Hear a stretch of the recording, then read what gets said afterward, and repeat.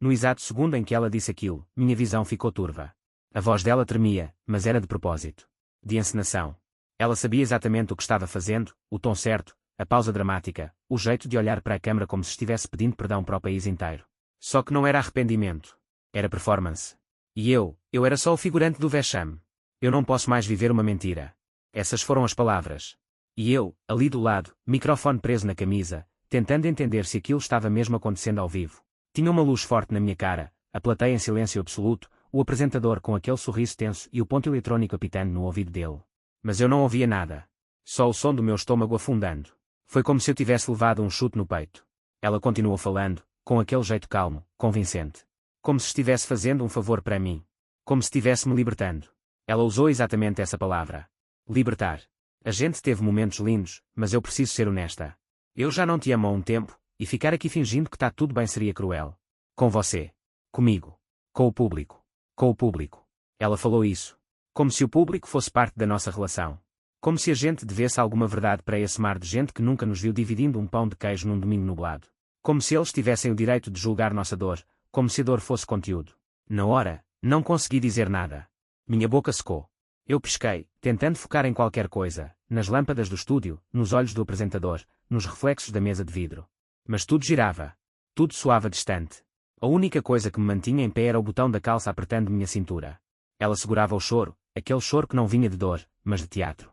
Umedecia os olhos, respirava fundo, e deixava a lágrima escorrer só quando sabia que a câmara estava colada no rosto dela. Câmara 3. Close. E o país inteiro viu o meu rosto desabar. Tentei forçar um sorriso. Aquele sorriso que a gente dá quando não sabe mais se ri ou se grita. Abri a boca para dizer alguma coisa, qualquer coisa, mas o apresentador foi mais rápido. A gente entende, é um momento delicado, mas agradecemos sua sinceridade, Clara. Clara. Nome bonito. Clara como a mentira que ela preparou por meses. Clara como a vergonha que ia me seguir pelos próximos anos. Aplausos tímidos. Uma música de transição começou a tocar, dessas com piano triste e esperança disfarçada. A produção nos conduziu para os bastidores como se aquilo fosse só mais um episódio emocionante da temporada. Mas para mim, foi o enterro de tudo que eu acreditava. Eu não lembro como saí do palco. Só lembro da sensação de estar sendo observado por milhões de olhos. A testa suando. O peito apertado. E o eco da voz dela dentro da minha cabeça, repetindo como uma sentença. Eu não posso mais viver uma mentira. Mas ela viveu. Até o último segundo. E eu, fui o único que não sabia que estava no roteiro. 2 meses antes desse circo, ela me olhou nos olhos e disse que queria salvar a gente. A gente estava sentado na varanda do apartamento, o céu de São Paulo encardido como sempre, e o barulho dos carros lá embaixo fazendo aquele fundo constante. Ela pegou minha mão, com aquele toque leve que sempre me desmontava, e disse: "E se a gente entrasse no programa?" Eu ri. Achei que fosse piada. Eu, no reality. Nunca gostei dessas coisas. Sempre achei meio ridículo. Mas ela foi falando, explicando com calma, e aos poucos, minha resistência começou a vacilar. Não é só fama, amor, é um jeito da gente se reconectar. Mostrar quem a gente é de verdade. Mostrar que o nosso amor vale a pena. Ela falava com uma convicção tão bonita. Tão bem ensaiada, agora que penso. Disse que era uma chance de começar do zero, de tirar as pressões do mundo aqui fora e focar só na gente. Sem celular, sem cobrança, só nós dois, como antigamente. E o pior é que eu queria acreditar. A gente já não estava bem fazia uns meses. Pequenas brigas, silêncios longos, toques que iam esfriando. Eu sentia ela se afastando, mas não sabia como puxar de volta. Quando ela falou que era uma chance de salvar, de reinventar, eu me agarrei nisso. Ela fez parecer que era um pacto. Um recomeço. Você faria isso por mim? Ela perguntou. Claro que faria. Mesmo que seja difícil lá dentro. Se for com você, eu topo qualquer coisa. Essa frase me mata até hoje. Ela me convenceu com o discurso de amor. De superação. Disse que seria lindo mostrar para o país que o amor resiste. Que a gente ia tocar as pessoas, inspirar outros casais. E eu, burro, emocionado, achei que era verdade. Começamos a preparação. Testes, reuniões com a produção, gravações de vídeo juntos para a seleção. Ela parecia animada, vibrante, até um pouco nervosa, mas do tipo bom, aquele frio na barriga de quem vai viver algo novo. Me abraçava mais, me olhava nos olhos como há muito tempo não fazia. Imagina a gente lá dentro, fazendo as provas, rindo das nossas trapalhadas, dançando na cozinha. Vai ser divertido. Ela dizia tudo com esse tom leve, quase infantil. E eu mergulhei de cabeça. Comecei a acreditar que era isso que faltava. Um empurrão fora da zona de conforto. Um choque para a gente se reencontrar. Passei a imaginar a gente rindo na TV, ganhando as provas juntos, contando nossa história para o Brasil com orgulho. Ela me fez sonhar de novo. Só que agora eu vejo, o sonho era só meu. Para ela, já era um plano. E eu só fui o coadjuvante do próprio vexame.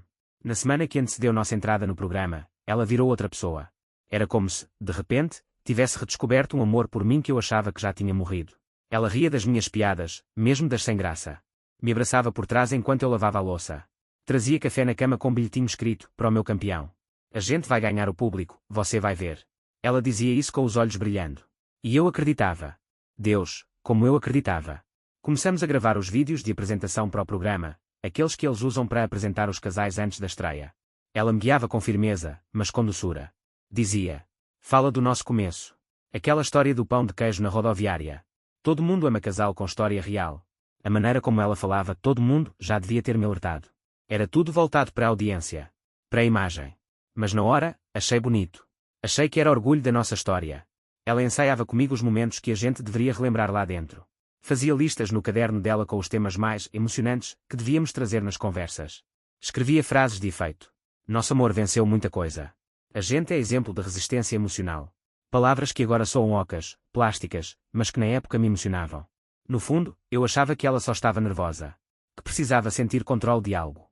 No ensaio das entrevistas com a produção, ela apertou minha mão, olhou nos meus olhos e disse: eu sei que a gente já passou por momentos difíceis, mas lá dentro a gente vai ser mais forte. Porque lá a gente vai ser visto. Essa frase ficou comigo. Lá a gente vai ser visto. Eu não entendi o que ela queria dizer na hora. Só sorri e concordei. Como sempre fiz. Como se amar alguém fosse sempre dizer sim. Mas agora, olhando para trás, ela nunca quis ser vista ao meu lado. Ela queria ser vista apesar de mim. Os dias foram passando, e ela foi ficando cada vez mais perfeita. Me elogiava na frente da produção. Me chamava de meu alicerce, minha rocha. Postou um story dizendo: nunca imaginei topar um reality, mas se é para ir com ele, eu vou. Milhares de curtidas. Comentários como casalzão, inspiração, acredito no amor de novo. E eu, ali, acreditando também. No dia em que fomos confinados no hotel antes de entrar na casa, ela segurou minha mão no elevador e disse baixinho: é agora. Nossa chance de recomeçar. Eu sorri, emocionado, achando que aquilo era o ponto de virada. Mas era só o começo do meu fim. No segundo dia dentro da casa, ela já começou a me corrigir. Fala menos quando a câmara estiver virada para a gente. Você interrompe muito quando eu estou explicando. Tenta não ficar com essa postura fechada, parece que você está sempre na defensiva. No começo, eu levei como sugestão. Achei que fosse ansiedade. Tensão de estar num programa visto por milhões. A gente dormiu de conchinha, ela me deu beijo na testa, sussurrou: tá tudo bem, amor. E eu acreditei. Mas depois vieram as provas. Aquelas dinâmicas malucas, de equilíbrio, de lógica, de correr vendado. E tudo o que eu fazia era errado. Se eu caía, ela fazia piada. Se eu hesitava, ela virava os olhos. Se eu tentava fazer do meu jeito, ela cochichava no meu ouvido, ríspida. Você está atrapalhando. O que era para ser parceria virou cobrança. Uma noite, depois de perdermos uma prova de resistência, eu tentei brincar para aliviar o clima. Fiz um comentário sobre como eu não servia para escalar corda nem em sonho. Ela riu, mas não foi um riso leve. Foi um riso debochado, alto, desses que fazem a mesa inteira virar para olhar. Claro que não serve, né? Nem em casa ele troca a lâmpada sem tropeçar. As pessoas riram. Eu também. Riso amarelo, daqueles que a gente solta para não parecer que doeu. Mas doeu. E foi só o começo. Nos depoimentos individuais, aqueles gravados dentro de uma cabine, onde a gente fala sozinho com o público, ela começou a me diminuir. Coisas que eu descobri depois, vendo os episódios, porque na hora eu nem sonhava. Ele é inseguro demais. Parece que preciso cuidar de 2 crianças.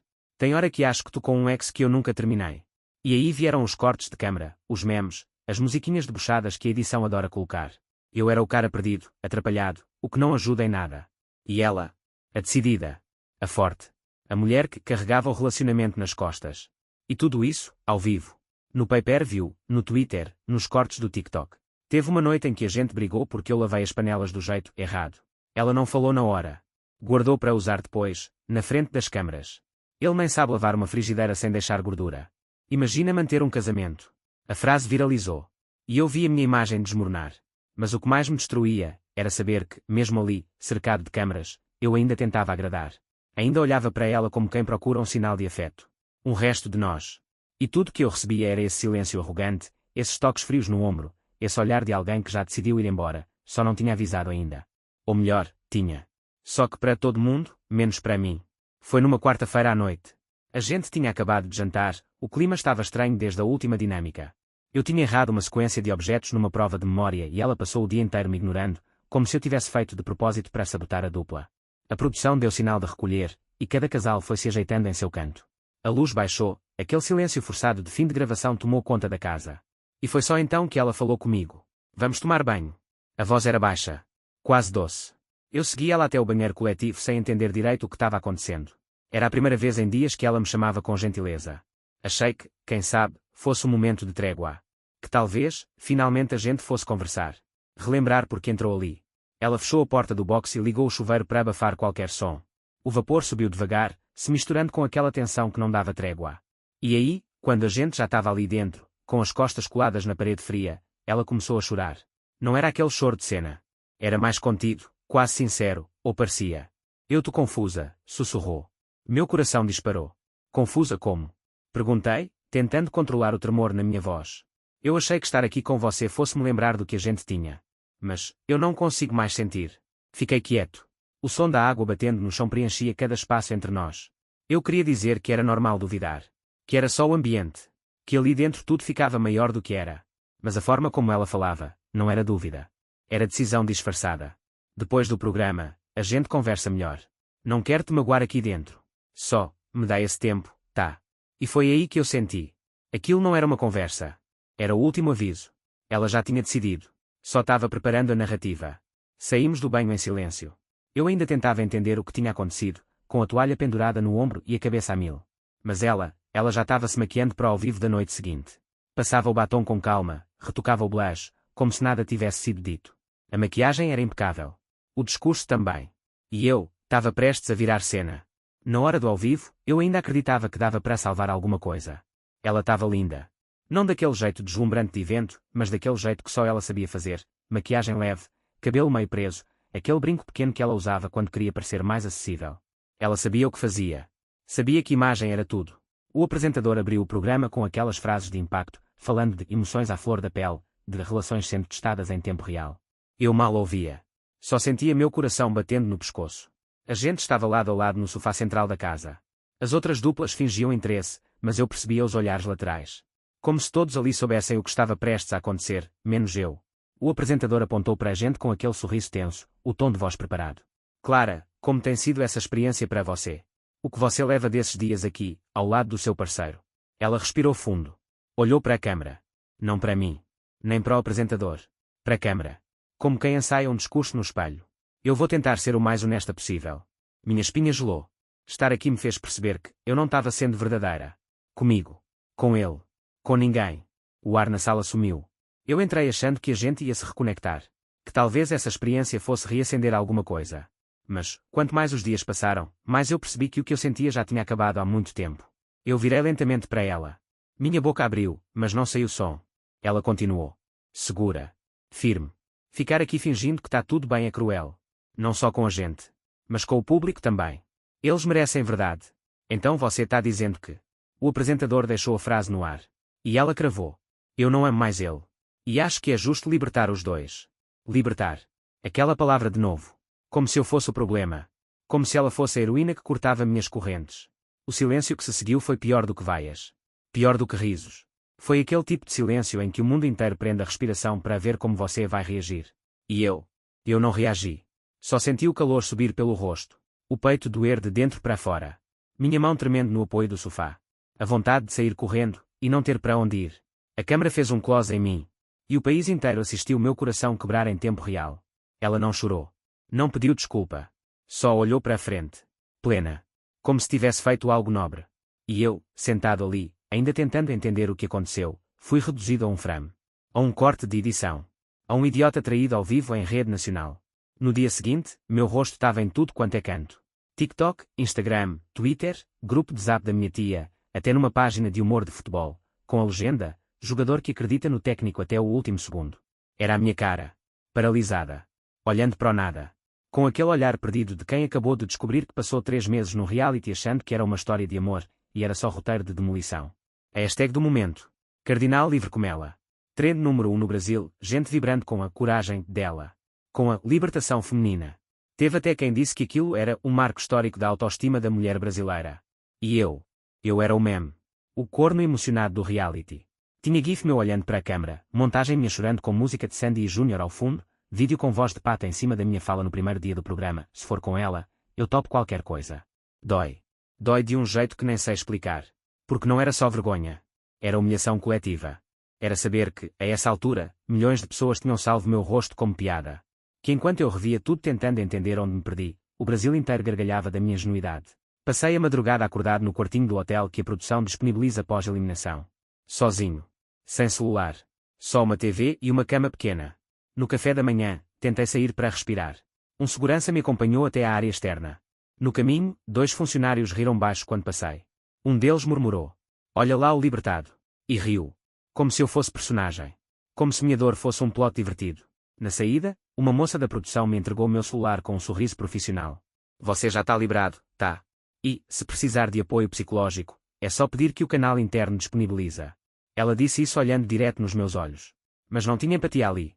Tinha protocolo. Quando destravei o celular, as notificações não cabiam mais na tela. Mensagem de amigo que eu não via fazia anos. DM de desconhecido dizendo: "Força, guerreiro." E um mar de reposts do vídeo da Clara dizendo que não me amava. Cortes com trilha sonora triste. Ou cômica. Dependia da página. Teve até um influencer desses famosinhos no YouTube que fez análise do meu comportamento no programa, como se eu fosse uma espécie de bicho em vitrine. Claramente ele tem apego ansioso, galera. E ela? Inteligente demais para ele, vamos combinar. Foi aí que eu percebi, ninguém queria entender. Ninguém queria saber o que doía. Só queriam assistir meu colapso, rir da minha dor, dar play no replay do momento em que meu mundo caiu ao vivo, e seguir a vida, satisfeitos com o drama alheio. Naquele momento, me vi pela primeira vez de fora. E me odiei. Por ter acreditado. Por ter ido. Por ter sido. Tão burro assim. Voltei para casa sozinho. Sem entrevista de despedida. Sem vídeo de encerramento. Sem nenhuma daquelas mensagens carinhosas da produção dizendo que eu fui essencial para a jornada do programa. Só um motorista de aplicativo esperando na porta do hotel, com meu nome escrito num papel amassado e o aviso: "Vai direto para o endereço que deixaram com a gente." No banco de trás, com o vidro meio aberto, o vento batia no rosto como se quisesse me acordar. Eu só encarava os prédios passando, os carros buzinando, as pessoas nas ruas, todas seguindo a vida. E eu, ali, voltando para um lugar que já não parecia meu. Quando entrei no apartamento, o silêncio foi mais alto que qualquer plateia. A mala encostada na parede. Meus tênis ainda do jeito que deixei antes de ir. Um copo sujo na pia, como se o tempo tivesse parado. Mas o que mais me doeu, foi a ausência dela. Não pelas roupas dela que já não estavam ali. Mas pelas marcas. Pela falta de cheiro. Pela ausência daquele caos organizado que só ela fazia. As almofadas ainda estavam tortas do jeito que eu nunca acertava, mas ela gostava. E mesmo assim, era como se tudo já tivesse sido esvaziado por dentro.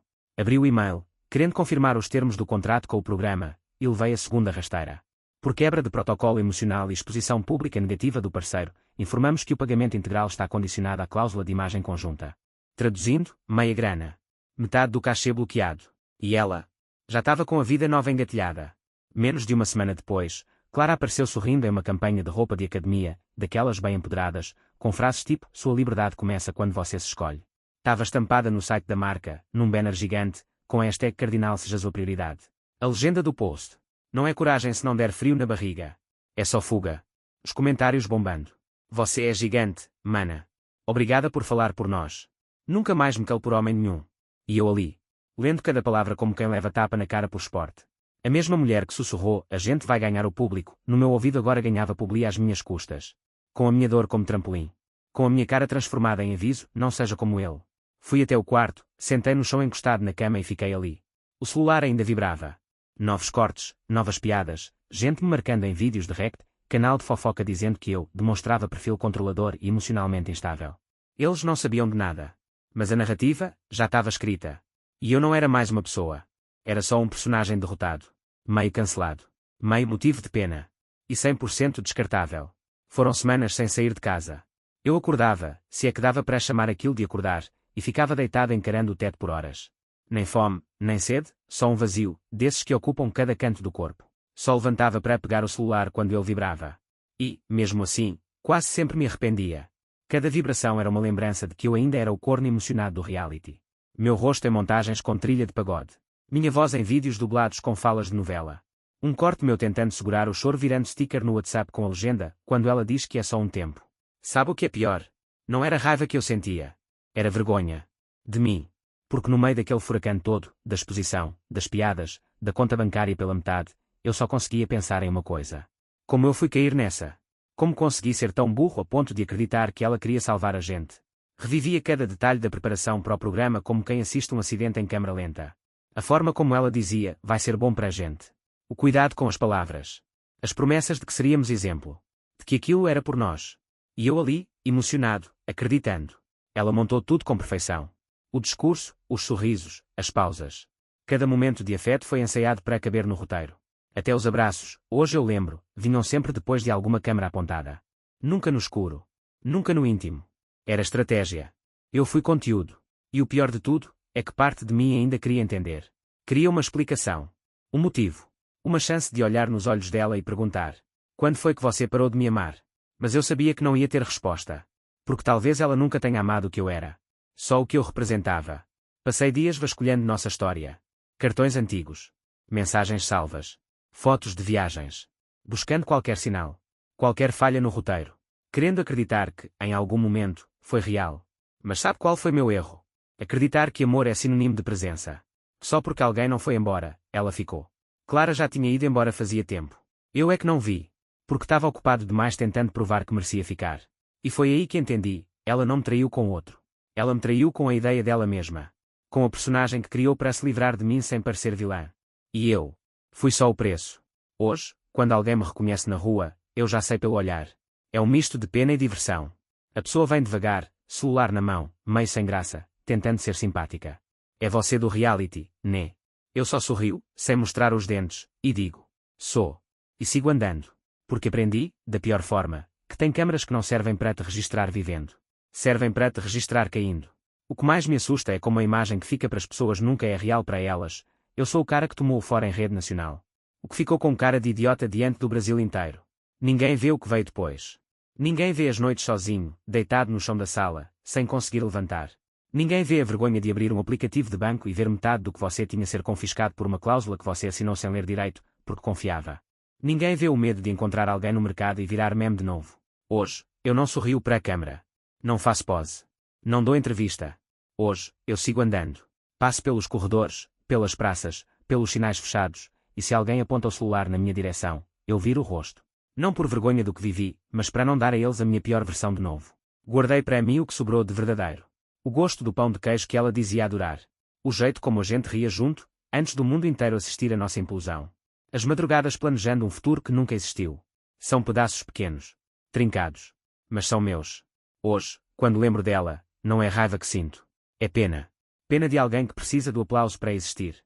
Pena de alguém que vendeu a verdade mais simples, e mais rara, que a gente podia ter tido. A de ser amado mesmo quando ninguém está olhando. E eu? Eu estou aprendendo. Um passo de cada vez. Aprendendo que tem amor que a gente só sente uma vez. E que tem vergonha que dura para sempre, mas não define quem você é. Então, sim. Eu sou o cara do reality. Sou o meme, o choro, a humilhação. Mas também sou quem sobreviveu a isso. E, de algum jeito torto, sigo em frente. Sem roteiro. Sem plateia. Só eu. De verdade, dessa vez.